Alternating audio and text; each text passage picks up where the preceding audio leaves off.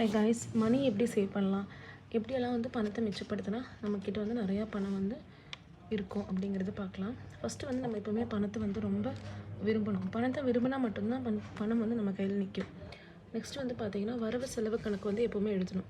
குடும்பத்தை வந்து பட்ஜெட்குள்ளே நடத்தணும்.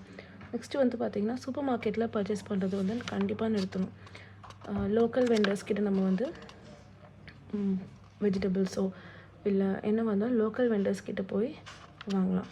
நெக்ஸ்ட்டு பார்த்திங்கன்னா, நம்ம வந்து வீட்டில் அரைக்கிற மிளகாய் பொடி, மஞ்சள் பொடி இதெல்லாம் வந்து நம்மளோட பாட்டி தாத்தா காலெலாம் அவங்கெல்லாம் என்ன பண்ணுவாங்கன்னா, வீட்டிலேயே வந்து எல்லாம் அரைச்சி வச்சுப்பாங்க. அந்த மாதிரி நம்மளும் வந்து கடையில் சும்மா சக்தி மசாலா, ஆச்சி மசாலா அப்படின்னு வாங்காமல் நமக்கு தேவையான பொருட்களை வந்து நம்மளே அரைச்சி வச்சுக்கிட்டா நமக்கு அது வந்து நிறைய அமௌண்ட் வந்து சேவ் பண்ணலாம்.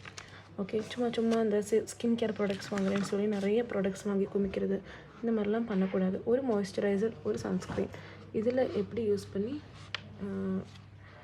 எப்படி வந்து நல்ல ரிசல்ட்ஸை பெறலாம் அப்படிங்கிறதான் வந்து நம்ம பார்க்கணும். நெக்ஸ்ட்டு வந்து பார்த்திங்கன்னா, எலக்ட்ரிசிட்டி பில்லுன்னு பார்த்திங்கன்னா, நம்ம வந்து வாஷிங் மிஷினில் வந்து துணி போடுறதை நிறுத்தணும். வாஷிங் மிஷினில் வந்து நிறைய வாட்டர் வந்து கன்சியூம் பண்ணும். அதனால நம்ம எப்போவுமே கையில் துவைச்சோன்னா நமக்கு வந்து கரண்ட்டு செலவும் மிச்சம், தண்ணி பில் இருந்துச்சுன்னா தண்ணி பில்லும் மிச்சமாகும்.